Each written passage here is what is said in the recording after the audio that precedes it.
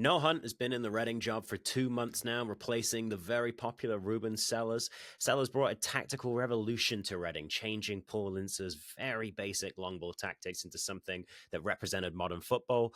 But how have things changed under Hunt? Have they changed much under Hunt? And what really is it that we're doing now that maybe we weren't doing a few weeks ago? We're going to talk about that and a whole bunch of other things today.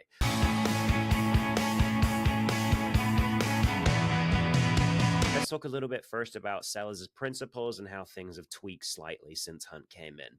So to get us started here, what were those principles? Well, we saw a lot of short distances between players. This is something we saw across teams that Selles coached. It happened at Southampton too. One of those ways that you'd see those short distances coming together would be inverted fullbacks in build-up. So you'd see fullbacks kind of joining that central channel or a half-space channel, and that meant that that central channel would often then be overloaded out of possession. It meant that we had a lot of work for our eights to do in the half spaces to get out and challenge for the ball. But in general, Ruben Selles never wanted to concede the middle of the field. We always had a compact formation in the middle of the field. And then lastly, what was the most obvious Selles principle? Pressing, obviously. He was brought in under Hasenhüttl to coach a pressing team of Southampton. And under Reading, we had a 2-1-3 front six out of possession unit. We were very successful in 23-24 with this. And in 24-25, when things started to change a bit, Sam Smith dropped a little bit deeper to kind of sit on those sixes. We'll talk about what strikers do with that a little bit later. But it's worth noting there were some issues, and those issues had developed before Hunt came in as Reading manager. Obviously, Selles had a fantastic 2024, but things were starting to change a little bit. So what were those? We'll go into detail on all of these. Number one, there was a lower press effectiveness. This was partially due to teams being happy to play over the top. But if we look at the data, which we'll do in a minute, you can also see this was the case. From defensive set plays, consistently we had individual and tactical errors, something I've moaned about on the podcast a lot, and we'll take a tiny look at that. There are issues with game state. Reading are just not winning points from losing positions. So for Reading, keeping the game very tight, keeping the game at a low score would often be the better option for them because they do struggle once they go behind. And then lastly, kind of the result of all of these things, the XG deficit. Reading are consistently shooting less than their opponents, okay? And this means that it just becomes harder for them to generate more chances, generate more goals in a game. So let's take a look first at the lower press effectiveness. Here's 23-24. As we know, Selles came in and really led a pressing revolution for Reading. You can see here, if we look at their passes per defensive action, that's what PPDA stands for. Reading had the second lowest PPDA in the league in 23-24. That's a good thing. This is golf. You want to be low. This basically means how many passes did the opponent get off before Reading made a defensive action, whether that be an interception, a tackle, anything like that. Reading are really good at that. And if you look at all five of these top five teams, what you see from these teams that are good at PPDA is they'll control these wide spaces. These are favorite spaces that you'll see for a lot of pressing teams to kind of force the opposition into the sideline and then try and maybe win the ball back from a throw-in or something like that, a low percentage chance for the opposition. So as I mentioned, for all five of these teams, you can see these high areas in the other half dominated by Reading. If we look at 24 and 25, things changing a little bit. Obviously, that top left has now gone away. We don't have control on that side of the field anymore, but also through the middle as well. So we're kind of struggling to win the ball high, but we're also struggling a little bit to win the ball in the middle of the field, which means it's coming back towards our own third more often before we win that ball back. And that just means that we're going to concede more shots. So if you look at the two maps together, you can see here both that missing section on the left. We've talked a lot about issues with the left side of Reading's attack this year. And then you can see just kind of giving up some of that control in the middle of the field as well, kind of leading to what feels like a soft underbelly for a lot of people. So press effectiveness definitely down in 24-25 versus 23-24. We're going to very briefly touch on set plays. I think this is probably something for a larger video sometime, but I've got huge issues, both individually and tactically, with how we defend from set plays. If you take a look at this goal conceded versus Stockport, in this little section here that I'm highlighting, you can see before the kick is taken, we have it looks like a 3v3 or a 4v4 almost in this little section that's man v man.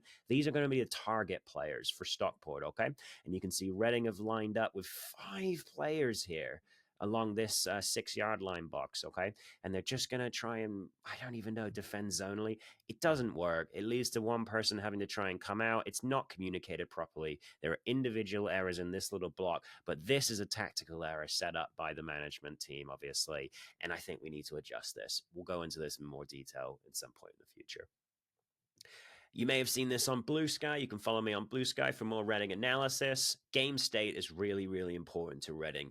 This is all of Reading's games when going behind, but the thing to really pay attention to is this.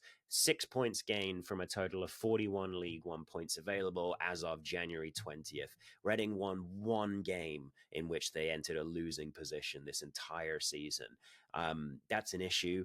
It doesn't necessarily speak to a mental problem. That can be the first thing to go to sometimes when your team is struggling to come back from losses, but it can often mean that your team maybe aren't the most high scoring team. Maybe they're a team that benefit from tight games. They're a team that can win a lot of games that are 1-goal games or something like that. Reading really need to be in a lot of tight games to kind of get their points is kind of what I've learned from this. So Reading really not winning enough points from going from behind. And then the overall thing from all of this, there's an expected goals deficit for Reading this season. So these are stats for a 24-25, not taking into account any 23-24 stuff at all.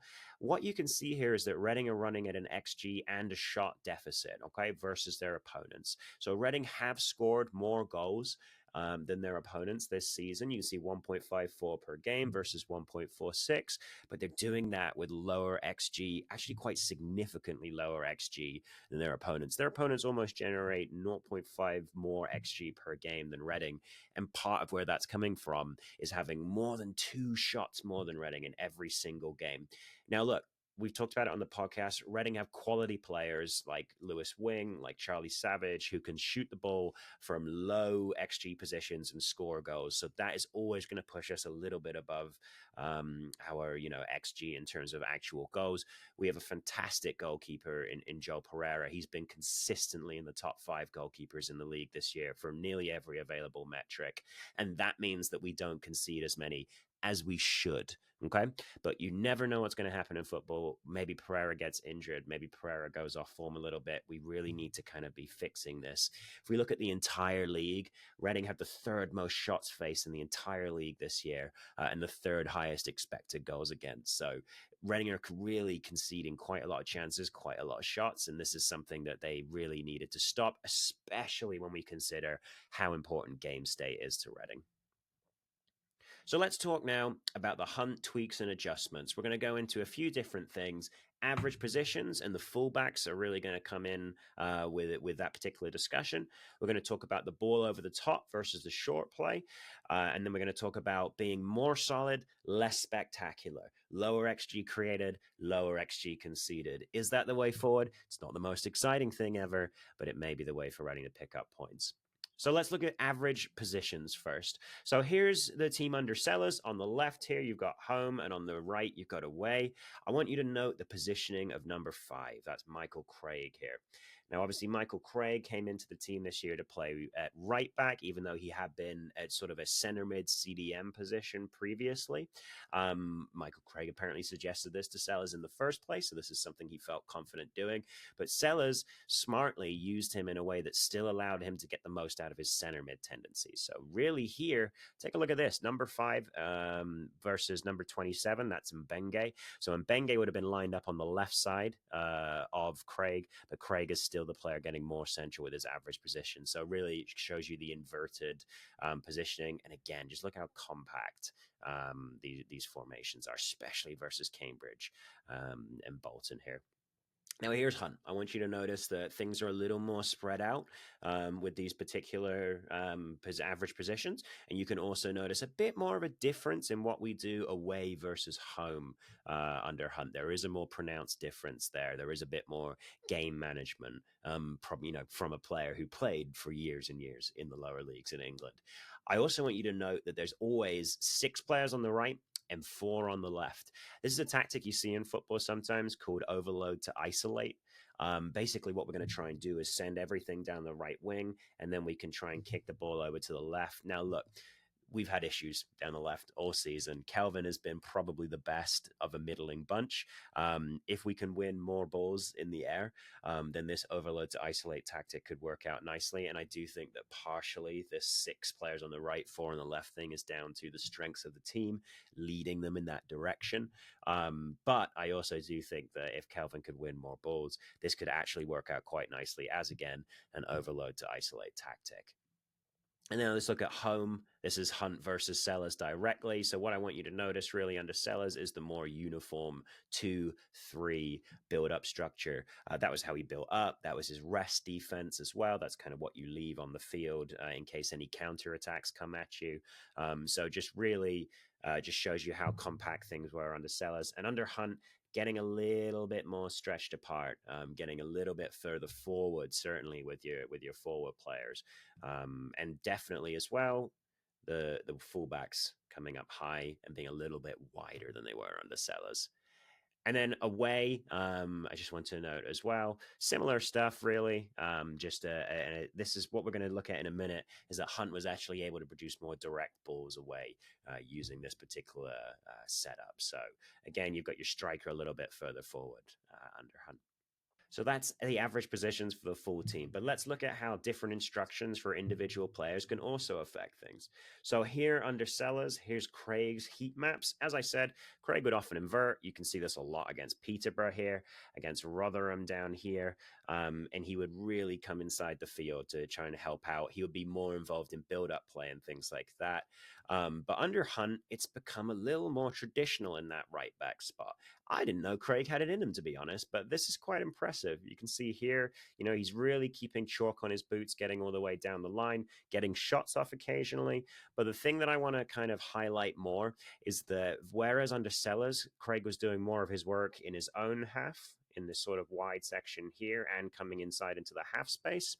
Under Hunt, he's a much more traditional right back, and he is sort of hugging that touch line and then coming in, getting a few more shots as well. Hey, look, he scored his first professional goals this season. Why not get him into this position to take more shots? So this is just a way we can see Hunt has taken one of the players in the team and just adjusted how his position works to kind of change how Reading play. There are some benefits to this that we'll look at later as well.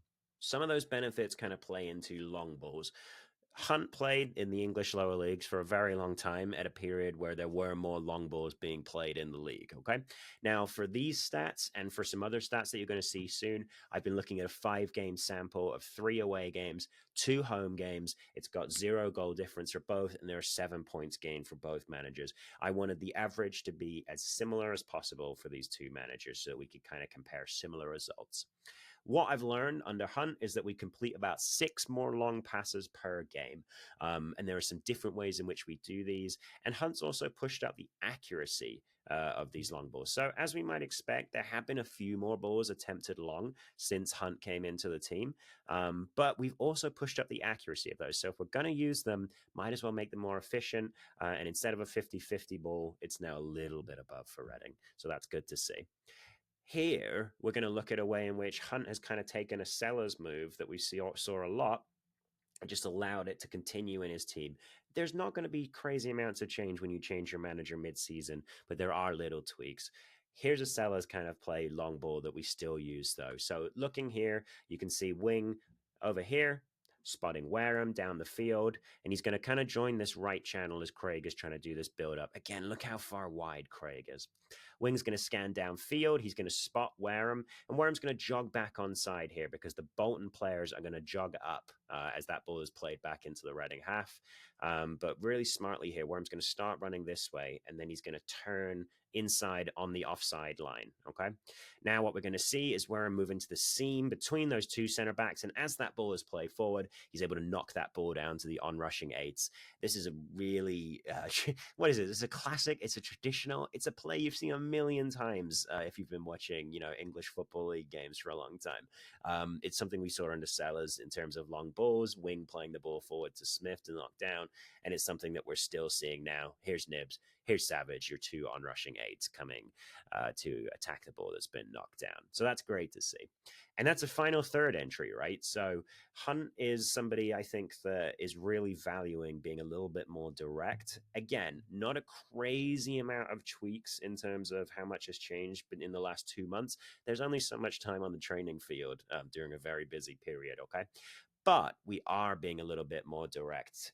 And we can see this through passes to the final third completed per game. We're getting through about 9 more per game than we used to under Sellers. We're not quite generating as much XG. Okay, so we still need to get a bit more clinical when we do reach that final third, but we're reaching the final third more often.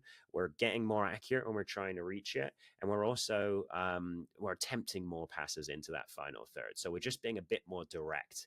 It's also worth noting when we look at the away games under Hunt at passes to the final third as a percentage of passes attempted, it jumps up to almost 20%. So when we're away from home, Hunt is really adapting to the situation. He wants us to play forward and direct as quickly as possible.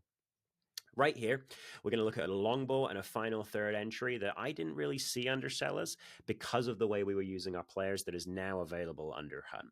Craig is going to receive the ball high, but he's facing a low block here. This is a tricky thing to play into. You're looking at 5 Burton players across the back line here, 3 in this middle line.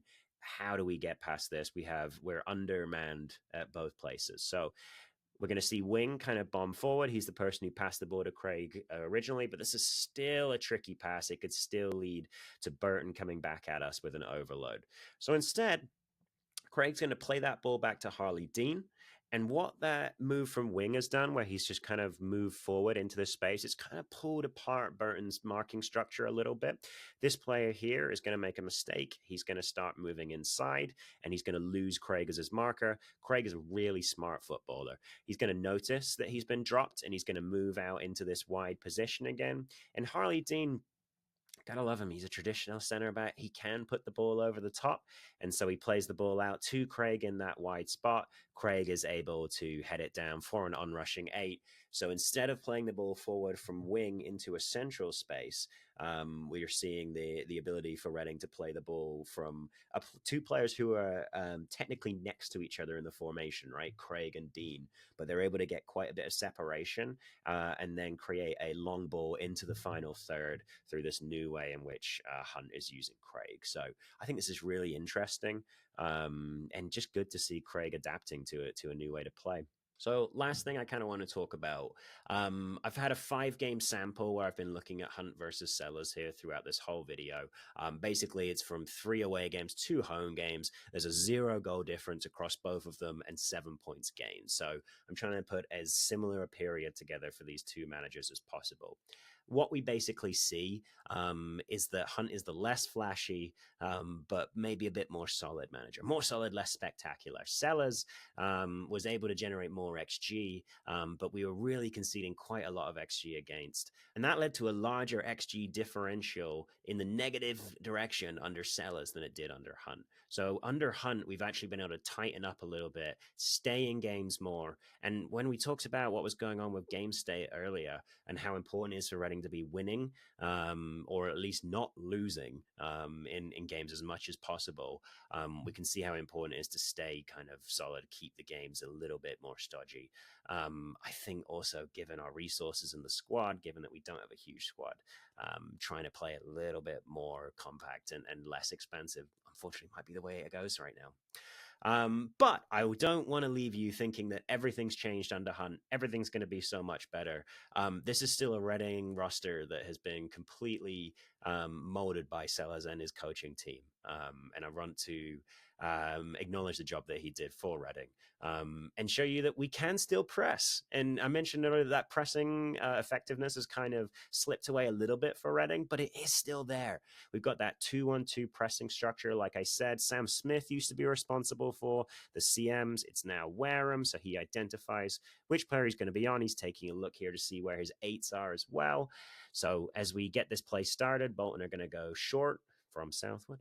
Kamara's going to cut out that wide pass here, and Savage is going to jump on this particular centre mid right here. Bolton are playing a double pivot, so there is another centre mid ready to come in over here, but you can see we're already really doing a good job of cutting out passing options and then limiting them to one or two passes. So the opposition player only has one pass he can make here. If he makes this pass across here, Chem's got a really good chance of intercepting that one. I would never tell a youth player to play the ball across the front of goal like that. He plays it into this particular player here, and this player, you can see him check for nibs as he's on rushing. He's seen Savage do this. He's checking to see where nibs is over his shoulder. What he doesn't spot is Chem coming the other way. So Reading managed to get two players on either side of the player who's on the ball. I've spoken about this last season and how effective of a method of team pressing that can be. And he just tries to play out over this way. Campbell arrives unseen, intercepts the ball. Reading really should have scored from this chance. They unfortunately kind of have a bobbled, overhit pass, towards Kamara here. It doesn't quite work, but just a really good example of something that we learned under Sellers and we're still able to produce under Hunt. So I have actually more hope for Hunt after doing this video. There was a lot of research that went into this. And I expected to come out of it thinking that, yeah, this team is still going to be okay, but maybe not as good under Sellers. I think I might have been wrong. I think the personnel is hampering Hunt. And I think that there's potential here that if we can find a striker who can score maybe above his XG, or maybe Savage or Wing go through another good scoring spree, I think there's a potential here that this Hunt team could be better than Sellers' team. Not what I expected to say at the end of this video, but that's kind of where I've gotten to. So interested to hear your thoughts. Obviously, are you worried about the Sellers era being over? Are you excited about what you've seen under Hunt so far? Let us know what you think. Always interested to hear tactical thoughts about Reading Football Club. But so far under Hunt, not bad.